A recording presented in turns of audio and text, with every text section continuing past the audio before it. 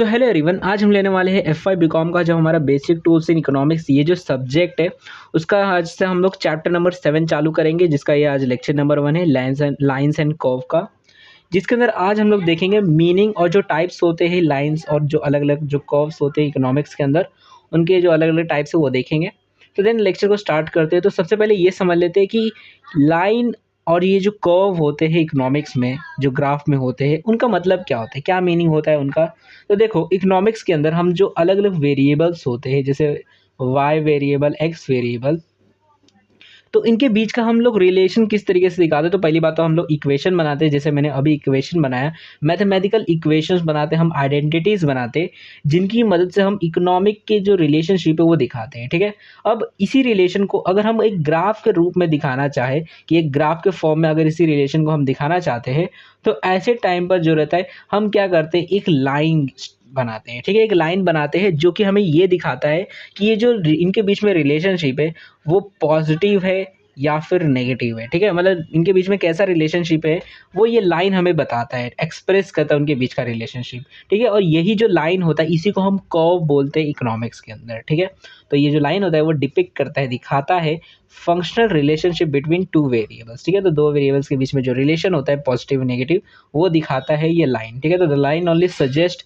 But does not prove the underlying relationship between the variable. यानी क्या, ये देखो, ये जो लाइन होता है सिर्फ हमें दिखाता है, सजेस्ट करता है कि हाँ इनके बीच में पॉजिटिव रिलेशन है या नेगेटिव रिलेशन है। ठीक है, मतलब जो भी रिलेशन है वो दिखाता है, बट ये एकदम डिटेल में सारी चीज़ों को नहीं दिखाता। ये सिर्फ आपको कह सकते हो ओवरऑल कंक्लूजन दे देता है कि हाँ यहाँ पर किस प्रकार का रिलेशन इनके बीच में। ठीक है, तो ये जो लाइन है इसी को हम इकोनॉमिक्स में कर्व भी बोलते हैं। तो अगर आपको कहीं पे भी कर्व लिखा रहेगा तो कर्व का मतलब वही लाइन ही होता है। तो लाइन बोलो कर्व बोलो एक ही चीज़ होती है इकोनॉमिक्स के अंदर। ठीक है, तो कर्व कैन बी लीनियर, यानी क्या कि अब ये जो कर्व होता है, जैसे यहाँ पर देखोगे तो ये लाइन है। ठीक है, ये अपना कर्व है मतलब इस ग्राफ के अंदर। तो ये जो कर्व है ये एक स्ट्रेट लाइन है। ठीक है, तो अपना कर्व स्ट्रेट लाइन भी हो सकता है, और ऐसा भी हो सकता है कि अपना जो कर्व है वो नॉन लीनियर भी हो सकता है। नॉन लीनियर का मतलब होता है कि अपना कर्व ऐसे उल्ट मतलब टेढ़ा भी हो सकता है, घुमा हुआ भी हो सकता है, ऐसे भी हो सकता है, मतलब किसी भी प्रकार का अपना जो कर्व है वो बन सकता है। तो ज़रूरी नहीं है कि वो स्ट्रेट लाइन ही हर बार हो।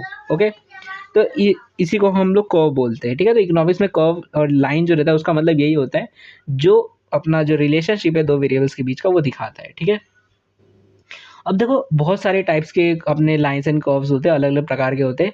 तो देखो यहाँ पर मेनली 4 ही टाइप्स के होते हैं। पहले तो अपना लीनियर फंक्शन में जो होते हैं, यानी कि जो लीनियर फंक्शन में मतलब जो स्ट्रेट लाइन वाले होते हैं वो।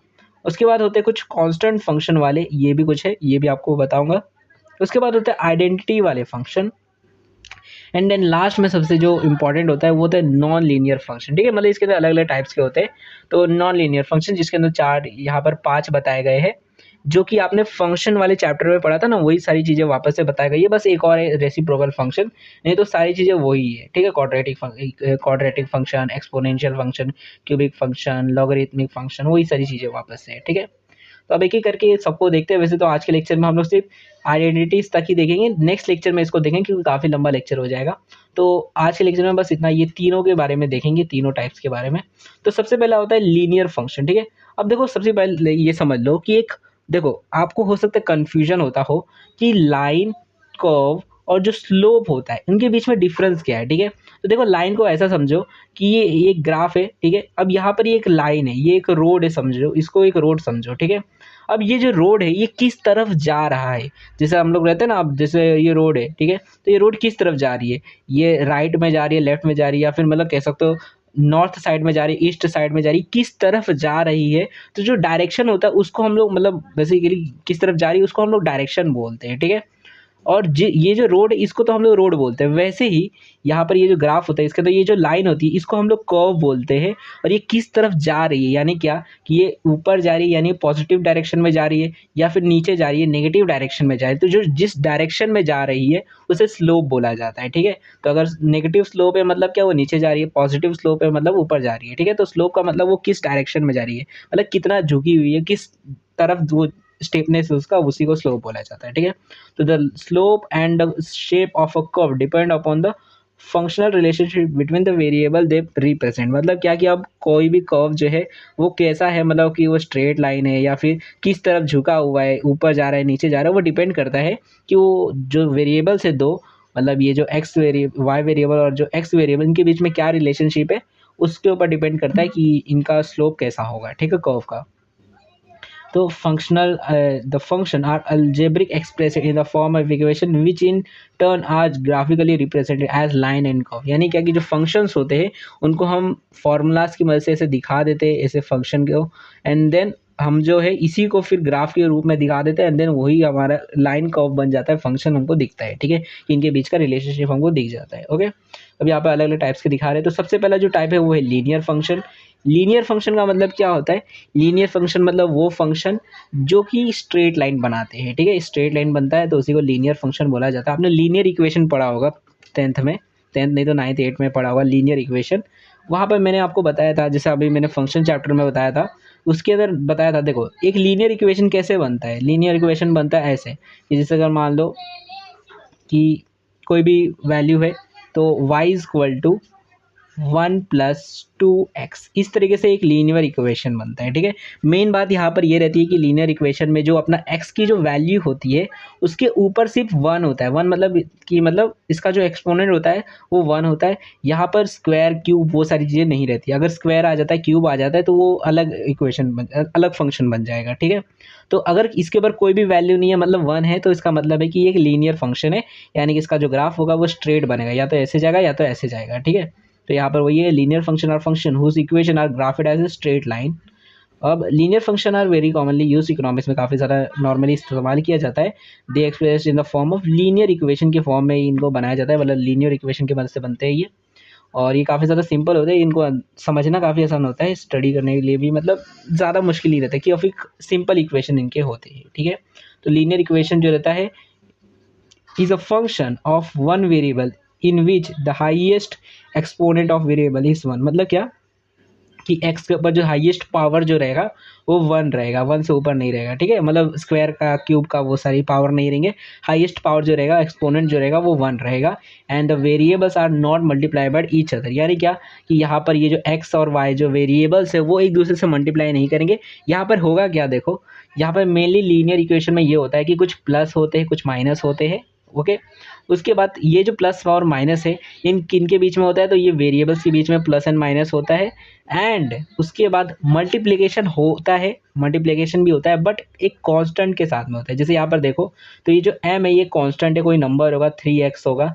तो यहाँ पर ये जो x अपना वेरिएबल जो है ये किसी नंबर के साथ में, यानी किसी कांस्टेंट के साथ में मल्टीप्लाई हो सकता है, बट किसी दूसरे वेरिएबल के साथ में ऐसे x और y मल्टीप्लाई नहीं हो सकता, ठीक है, ऐसा नहीं चलेगा, ठीक है। तो यहाँ पर ये है लीनियर इक्वेशन का, with no product of variables all the variable in the equation may be raised to the power of 1। यानी कि सबके ऊपर जो पावर रहेगा सिर्फ वो 1 ही का रहेगा, यानी स्क्वायर नहीं रहेगा, ठीक है। मतलब किसी भी प्रकार का वो क्वाड्रेटिक इक्वेशन नहीं बनना चाहिए वो, या फिर दूसरा कोई इक्वेशन नहीं बनना चाहिए, ठीक है। तो जनरल फॉर्म जो रहता है लीनियर इक्वेशन का वो कुछ ऐसा रहता है, y equal to b plus m x, ठीक है। इस तरीके से अगर नंबर्स में देखो तो ऐसा बन जाता है, y इक्वल टू मान लो 2+3x, ठीक है। तो इस तरीके से हम इक्वेशन अपना लीनियर फंक्शन का बनता है, ओके। अब इसमें देखोगे तो ये एक्स वाई और ये जो एक्स है ये अपना क्या है, ये वेरिएबल्स है, ठीक है। वाई अपना डिपेंडेंट वेरिएबल है, एक्स अपना इंडिपेंडेंट वेरिएबल है, ठीक है। कि अगर मान लो मतलब सिंपल मतलब यही है कि अगर y की वैल्यू को हम चेंज करते हैं, जैसे अगर मान लो y की वैल्यू को हम 2 रखते हैं तो 2 3 जा 6 एंड देन 6 में 2 करोगे तो 8 वैल्यू आ जाएगी y की। वहीं पे अगर y की वैल्यू 5 कर दोगे तो y की मतलब x की वैल्यू 5 कर दोगे तो y की वैल्यू दूसरी आ जाएगी। तो मतलब x जैसे जैसे चेंज होगा y भी चेंज होते जाएगा उसके हिसाब से। तो ये अपना डिपेंडेंट है और ये इंडिपेंडेंट वेरिएबल है। उसके बाद ये जो m है, m किधर है, ये m अपना ये 3 है, ठीक है। इसको हम लोग स्लोप बोलते हैं, या फिर इसको हम ऑटोनोमस भी बोलते हैं, मतलब ऑटोनोमस नहीं सॉरी, इसको हम लोग जो है ये मतलब देखो यहाँ पर ये जो है 3 ये अपना स्लोप है, एंड ये जो 2 है अपना इसको हम पैरामीटर बोलते हैं। पैरामीटर बेसिकली ये वो पॉइंट है जहाँ पर अपना जो है मतलब x अगर 0 भी रहेगा तब भी ये वो पॉइंट रहेगा, ठीक है। तो ये पैरामीटर है यहाँ पर। उसके बाद b में भी पॉजिटिव नेगेटिव और 0 अपना ये जो b है, यानी कि ये जो 2 है ये पॉजिटिव नेगेटिव कुछ भी हो सकता है, ज़रूरी नहीं है कि पॉजिटिव ही रहे हर बार, कोई भी वैल्यू हो सकती है इसकी, ठीक है। तो यहाँ पर ये ओके। अब देखो यहाँ पर बताया जा रहा है कि ये तो मतलब एक जनरल फॉर्म होगा इक्वेशन कैसे बनता है। अब देखो ये जो लीनियर इक्वेशन होते हैं, मतलब ये जो लीनियर फंक्शन होते हैं, इसमें भी 2 प्रकार के होते हैं, 2 टाइप्स होते हैं। एक होता है जिसमें अपना जो लीनियर फंक्शन है उसमें जो लाइन होता है वो पॉजिटिव स्लोप होता है उसके अंदर, मतलब क्या ये ऊपर की तरफ जाता है, और एक होता है जिसमें नेगेटिव स्लोप होता है यानी नीचे की तरफ जाता है, ठीक है। जैसे कि यहाँ पर आप लोग देख सकते हो direction relationship occur when variable move in the same direction, that is they increase और डिक्रीज टुगेदर, ठीक है। मतलब वो एक ही साथ ऊपर जाते हैं नीचे जाते हैं सब एक साथ करते हैं, तो वहाँ पर इसको हम पॉजिटिव स्लोप बोलते हैं, ठीक है। ये कब होता है, तो आप प्राइस एंड जो सप्लाई वाला देखोगे तो वहाँ पर आपको देखने को मिलेगा, ठीक है। एंड एक और चीज़ बता दूँ, यहाँ पर ये जो आपका जो m होता है उसको हम स्लोप बोलते हैं, जो भी अभी मैंने आपको दिखाया था फॉर्मूला y=b+mx, ठीक है। तो ये जो m है अपना स्लोप है, ठीक है। तो आपका ये स्लोप है, आपको याद रखना है, ओके। तो यहाँ पर मेनली आपका जो स्लोप होता है वो पॉजिटिव रहता है, जिसे यहाँ पर देख सकते हो m पॉजिटिव लिखा है, तो मतलब आपका जो स्लोप है वो पॉजिटिव रहता है। वहीं पे आपका हो सकता है लीनियर इक्वेशन के अंदर आपका स्लोप नेगेटिव भी हो सकता है, वो डिपेंड करता है कौन सा आपका इक्वेशन है, कौन सा आपका रिलेशनशिप है वेरिएबल्स के बीच में, ठीक है। जैसे अगर प्राइस और डिमांड का देखोगे तो वहाँ पर आपका स्लोप नेगेटिव रहता है, ठीक है, कि अगर प्राइस बढ़ती है तो डिमांड कम हो जाती है, ठीक है। तो स्लोप कुछ मतलब नीचे की तरफ जाते हुए दिखता है, नेगेटिव में बन जाता है, ठीक है। तो यहाँ पर इनवर्स रिलेशनशिप रहता है, यहाँ पर डायरेक्ट रिलेशनशिप रहता है, ठीक है, वेरिएबल्स के बीच में। तो ये अपना लीनियर फंक्शन हो गया। दूसरा होता है कांस्टेंट फंक्शन। कांस्टेंट फंक्शन का मतलब क्या होता है, ये वो फंक्शन होते हैं, मतलब ऐसे मतलब फंक्शन होते हैं, रिलेशनशिप होता है वेरिएबल्स के बीच में कि चाहे दूसरा वेरिएबल कितना भी चेंज हो जाए, पहला वेरिएबल कभी भी चेंज होता ही नहीं है, ठीक है। मतलब क्या, जैसे एग्जाम्पल के मैं आपको समझा देता हूँ। जैसे कि आप मान लो आप क्या करते हो, आपका एक रूम है, ठीक है, आपके पास एक रूम है जहाँ पर आप क्या करते हो, प्रोडक्शन करते हो, ठीक है। प्रोडक्शन नहीं मानते, चलो मानते हैं, जैसा मान लो आप क्लासेस पढ़ाते हो, ठीक है, ट्यूशन पढ़ाते हो बच्चे लोग को। तो ये आपने एक रूम रेंट पे ले लिया है, जिसका रेंट जो है महीने का 5,000 रुपये है, ठीक है, 5,000 रुपये महीने का रेंट है। अब ऐसे टाइम पर पहले क्या करते थे आप, दिन में जो है सुबह मान लो 4 घंटे पढ़ाते थे, शाम को 4 घंटे पढ़ाते थे, 8 घंटे आप पढ़ाते थे, एंड आपको रेंट तो 5,000 देने का है। अब होता है कि आपके ट्यूशन में बच्चे बढ़ जाते हैं, अब आप जो है 12-12 घंटे ट्यूशन पढ़ा रहे हो, बट क्या रेंट आपका बढ़ा, आपका ये देखोगे तो आपका जो प्रोडक्शन है कह सकते हो एक टाइप से वो बढ़ गया है, बट फिर भी आपका ये जो मतलब फिक्स्ड कॉस्ट जो था आपका, ये जो टोटल फिक्स्ड कॉस्ट जो इसको फिक्स्ड कॉस्ट ही बोलेंगे, फिक्स्ड कॉस्ट ही बोलेंगे अपना, ये जो रेंट है, तो ऐसे टाइम पर ये बढ़ा ही नहीं, ये उतने का उतना ही, ये हमेशा कांस्टेंट ही रहेगा। चाहे आप 24 के 24 घंटे पढ़ाओ तब भी आपको रेंट उतना ही भरना पड़ेगा, ठीक है। तो ऐसे टाइम पर देखोगे तो यहाँ पर ये जो आपका टोटल फिक्स्ड कॉस्ट रहता है वो हमेशा सेम ही रहता है, चाहे कितना भी आपका जो आउटपुट है वो इंक्रीज डिक्रीज हो जाए, ठीक है। तो यहाँ पर वही चीज़ है, तो मतलब यहाँ पर देखोगे तो ये कांस्टेंट हो जाता है, ये हमेशा सेम ही रहेगा। तो इस ऐसे जो इक्वेशन होते हैं, ऐसे जो चीज़ें होती है उसी को हम कांस्टेंट फंक्शन बोलते हैं, ठीक है। कि उनके बीच में रिलेशनशिप जो रहती है वो जीरो रहती है, कि मतलब कितना भी बढ़ा दो तब भी उतना ही का उतना ही रहेगा, ठीक है। तो the simplest type of real value function is a constant function. A constant function is a function which take the same value for f x, ठीक है। एफ एक्स का मतलब कि अपना जो y की वैल्यू है, ठीक है, y की वैल्यू हमेशा सेम ही रहेगी, no matter what the value of x is, ठीक है। x कितना भी हो जाए, कोई भी वैल्यू आ जाए, y की वैल्यू जो रहेगी वो हमेशा सेम ही रहेगी, एक ही पर्टिकुलर ही वैल्यू रहेगी, ठीक है। तो general constant function is expresses at f x equal to c, की मतलब आपका जो ये जो y होता है वो कांस्टेंट हो जाता है, इसको कांस्टेंट बोलते हैं, वेयर c जो है वो कोई सम अनस्पेसिफाइड कांस्टेंट है, मतलब कोई एक पर्टिकुलर नंबर है जो कि जो है वो हमें कभी चेंज ही नहीं होगा। जैसे यहाँ पर बताया गया lines depicting constant figure are of the following types, ठीक है। अब देखो कांस्टेंट फंक्शन भी दो प्रकार के होते हैं, दो टाइप्स के होते हैं। एक होता है जो कि होता है हॉरिजेंटल लाइन वाला। हॉरिजेंटल लाइन मतलब क्या, कि आपका जो ये कांस्टेंट फंक्शन का ये जो लाइन होता है, ये जो कर्व होता है, ये एक्स एक्सिस को पैरेलल होता है, मतलब इस तरीके से हॉरिजेंटल शेप में रहता है, हॉरिजेंटल में रहता है मतलब लेटा हुआ रहता है, ऐसे रहता है, ठीक है, लाइन।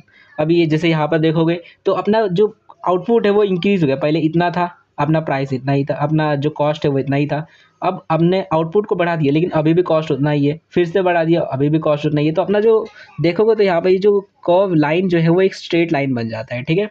तो यहाँ पर स्लोप जो रहता है वो क्या हो जाता है, तो स्लोप यहाँ पर जीरो हो जाता है, ये किसी तरफ भी झुका ही नहीं है, ना ऊपर जा रहा है नीचे जा रहा है। देखो अगर ऊपर जाता है ऐसे स्ट्रेट रहता, दोनों इक्वल में रहते कि ये भी बढ़ रहा है तो ये भी बढ़ रहा है, तो ऐसे टाइम पर अपना स्लोप 1 बोला जाता है, ठीक है। और वहीं पर अगर ये मान लो बढ़ रहा है घट रहा है तो अलग स्लोप बन जाता है, बट अगर एक बढ़ रहा है और दूसरा घट ही नहीं रहा है, ठीक है, तो ऐसे टाइम पर स्लोप आपका 0 बन जाता है, क्योंकि ये ऊपर नीचे कहीं जा ही नहीं रहा है, ये बीच में ही अटक जाता है, ठीक है। मतलब ऐसा बोल सकते हो ना, ये नीचे जाएगा तो बोलेंगे नेगेटिव में जा रहा है, ऊपर जा रहा है तो बोलेंगे पॉजिटिव में जा रहा है, बट कहीं जा ही नहीं रहा है तो बोलेंगे 0 में है, ठीक है।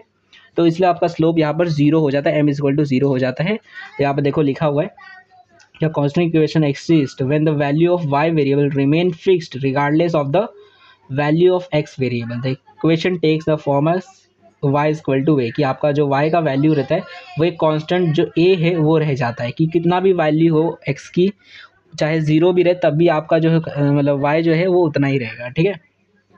तो यहाँ पर बदला गया कि ये जो a रहता है ये पैरामीटर है जो कि आपको y एक्सिस को जो रहता है वो इंटरसेक्ट करता है, टच करता है, ठीक है।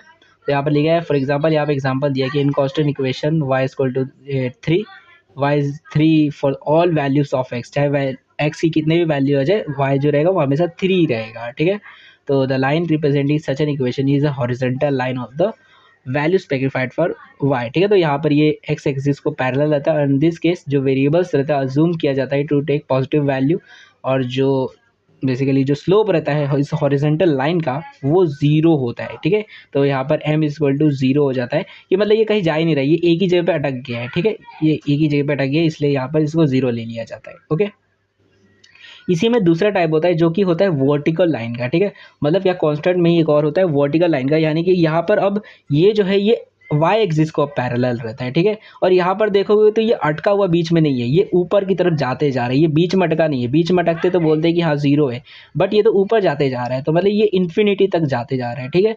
तो ऐसे टाइम पर जो रहता है यहाँ पर कह सकते हैं आपका स्लोप जो रहता है वो इन्फिनिटी आ जाता है, ओके। तो यहाँ पर देखो constant equation can also exist when value of x variable remain fixed regardless of the value of the y variable, यानी क्या कि ऐसा भी हो सकता है, मान लो कि आपका जो y वेरिएबल है वो चेंज होते जा रहा है, और लेकिन तब भी आपका x वैल्यू जो है वो हमेशा उतने का उतना ही है। जैसे अगर इन इलास्टिक वाला देखो, perfectly in elastic supply curve में देखोगे तो ऐसा होता है, आपने पढ़ा होगा, मैं भी 12th में पढ़ा होगा। उसमें क्या होता है कि देखो अगर आपकी प्राइस बढ़ती है, ठीक है, और आपका जो इलास्टिसिटी जो है वो इन इलास्टिक है, perfectly in elastic supply curve है, तो ऐसे टाइम पर क्या होगा, प्राइस बढ़ेगी तब भी आपकी जो डिमांड है वो उतनी की उतनी, मतलब सप्लाई उतनी की उतनी रहेगी, प्राइस बढ़े चाहे घटे आप उतना ही सामान बेचोगे, ठीक है। तो ऐसे टाइम पर जो रहता है यहाँ पर, क्योंकि मतलब आपका जो मतलब बेसिकली कह सकते हो एक्स वेरिएबल जो है वो चेंज ही नहीं होता है, उतना ही रह जाता है, और ये वाई एक्सिस को पैरेलल होता है, तो ये ऊपर की तरफ जाते जाते जाते जाता है, और ये इसका स्लोप इन्फिनिटी हो जाता है, ठीक है। अगर बीच में रहता तो जीरो रहता, नीचे रहता तो नेगेटिव में रहता, बट ऊपर जाते जा रहा है, मतलब देखो ऐसे ऊपर रहता तो कुछ पॉजिटिव में रहता, बट अब ऐसे सीधा स्ट्रेट जा रहा है इसलिए इन्फिनिटी पहुंच जाता है, ठीक है, कि मतलब ये कभी टच ही नहीं कर पाएगा इस वाई एक्सिस को, ये स्लोप, तो ये इन्फिनिटी तक चला जाएगा, ठीक है। तो इसका नॉर्मल जो इसका इक्वेशन बनता है वो ऐसे बनता है एक्स इक्वल टू बी, जैसे वहाँ पर वाई इक्वल टू ए था वैसे यहाँ पर एक्स इक्वल टू बी बन जाता है, कि वेयर जो अपना बी जो है ये एक पैरामीटर को टच करता है, यानी कि यहाँ पर ये एक पैरामीटर है, यानी कि ये एक्स एक्सिस को इंटरसेक्ट करता है, टच करता है, ठीक है। अपना ये बी ऑटोनोमस कह सकते हो, पैरामीटर भी कह सकते हो, ओके। अब यहाँ पर भी एग्जांपल के लिए वही दिया है कि जैसे x की मान लो वैल्यू 9 है, तो ऐसे टाइम पर जो रहेगा वो कोई भी वैल्यू y की, आपका जो x है वो हमेशा 9 ही रहेगा, ठीक है, कांस्टेंट ही रहेगा, कभी भी चेंज ही नहीं होगा। तो the line representing such an equation is a vertical line at the value specified of the x, और ये जो लाइन होती है ये y एक्सिस को पैरेलल होती है, एंड देन इसका जो ये जो स्लोप होता है इसका इसका जो स्लोप होता है इस हॉरिजॉन्टल लाइन का वो अनडिफाइंड होता है, यानी कि कह सकते हो इन्फिनिटी रहता है, इक्वल टू इन्फिनिटी, ओके। तो ये अपना कांस्टेंट वाले हो गए फंक्शन। उसके बाद नेक्स्ट होता है आइडेंटिटीज। अब इसका मतलब क्या होता है, तो मैंने आपको बता दिया आइडेंटिटीज वाले चैप्टर में, चैप्टर नंबर 5 के अंदर। आइडेंटिटीज का मतलब होता है कि ऐसे मतलब कह सकते हो इक्वेशन जहाँ पर आपके जो मतलब कह सकते हो ऐसे इक्वेशन जहाँ पर जो लेफ्ट हैंड साइड जो है और जो राइट हैंड साइड जो है वो हमेशा सेम ही रहेंगे, इक्वल रहेंगे, ठीक है। तो ऐसे टाइम पर बोल दिया जाएगा कि ये एक आइडेंटिटी है, ठीक है। तो यहाँ पर ऐसे जो आइडेंटिटीज रहते हैं, ऐसे जो इक्वेशन होते हैं, उनके जो कर्व होते हैं, उनके जो लाइन होते हैं, वो एक 45 डिग्री का एक स्ट्रेट लाइन बनता है, ठीक है। मतलब इस प्रकार का बनता है, जैसे आपने देखा होगा ये जो अपना कंजप्शन और एक्सपेंडिचर वाला मैंने आपको दिखाया बहुत बार, तो उसमें क्या होता है, ऐसा ही बनता है कि देखो आपका जो एक्सपेंडिचर है, ये जो लाइन है स्ट्रेट लाइन, ये आपका आइडेंटिटी है, कि मतलब आइडेंटिटी वाला है, कि देखो आपका एक्सपेंडिचर जो है वो इनकम से इक्वल यहाँ पर आपको दिखेगा, ईडी जो है एडी जो है वो आपका एक्सपेंडिचर है और वाई आपकी इनकम है, तो आपका इनकम और एक्सपेंडिचर इक्वल यहाँ पर इस पॉइंट पे दिखेगा आपको, ठीक है। तो ये जो लाइन है ये आपका आइडेंटिटी वाला है। तो यहाँ पर बोला गया है कि algebraic identity are equation where the value of left hand side और जो राइट हैंड साइड होता है वो आइडेंटिकल होते, इक्वल होते एक दूसरे से, ठीक है। तो वही है, in economics identity line is use to express equation, जैसे कि यहाँ पर y equal to x known as an identity. It is also known as line of equality or the 1:1 line. Both x and y change by the same proportion. The slope of line जो रहता है, मतलब इसका जो line slope रहता है वो m equal to 1 रहता है, ठीक है, क्योंकि ये एकदम सेंटर में रहता है, ठीक है, ये 45 डिग्री पे रहता है, तो इसका जो इक्वेशन जो स्लोप रहता है वो 1 रहता है.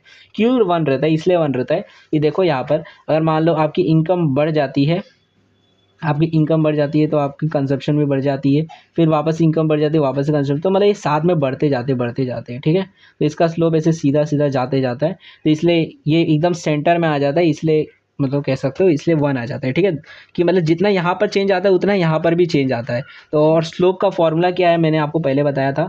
स्लोप का फॉर्मूला है कि चेंज इन वाई जो है उसको डिवाइड करेंगे अगर चेंज इन एक्स, तो आपको जो भी वैल्यू मिलती है वही आपका स्लोप बन जाता है. तो अगर मान लो यहाँ से भी 5 का चेंज आ रहा है, यहाँ पर भी 5 का चेंज आ रहा है, दोनों सेम चेंजेस आ रहे हैं, तो 5 डिवाइड बाई 5 करोगे तो आपका आंसर 1 ही आता है, ठीक है. तो इसलिए यहाँ पर स्लोप 1 आ जाता है, ठीक है. तो यही है कि इक्वल 1 हो जाता है. द आइडेंटिटी लाइन जो रहता है वो 45 डिग्री एंगल में रहता है. In economics and identity line is used in the Keynesian cross diagram, जैसे कि यहाँ पर दिख रहा है, इसके अंदर इस्तेमाल किया गया है. The agreement demand and aggregate supply are equal only on the identity line. यानी क्या कि आपका जो एग्रीगेट डिमांड और एग्रीगेट सप्लाई जो रहता है वो सिर्फ आइडेंटिटी लाइन में ही इक्वल रहता है, सिर्फ उसी पॉइंट पे इक्वल रहता है. ओके, तो यहाँ पर बस आज के लेक्चर में यहाँ तक देखेंगे. नेक्स्ट लेक्चर के अंदर जो बचे हुए जो हमारे नॉन लीनियर जो फंक्शंस है उनको भी देखेंगे. तो उसको देखने के लिए आप लोग चैनल को सब्सक्राइब कर दो और इस वीडियो को अपने जितने भी दोस्त लोग हैं उनके साथ शेयर कर देना, ताकि वो लोग भी इस वीडियो को देख सके. एंड वीडियो को लाइक कर देना, कमेंट सेक्शन में अपना जो भी फीडबैक है वो दे देना. और आप चाहो तो हमें इंस्टाग्राम पे भी फॉलो कर सकते हो. और इस वीडियो का अगर आपको पीडीएफ चाहिए स्टडी पर्पज़ के लिए तो आपको टेलीग्राम में मिल जाएगा, तो वहाँ से जाकर आप इसका पीडीएफ भी ले सकते हो. दोनों की जो लिंक है वो डिस्क्रिप्शन में मिल जाएगी. So thanks for watching my video. अपने नेक्स्ट वीडियो में मिलेंगे.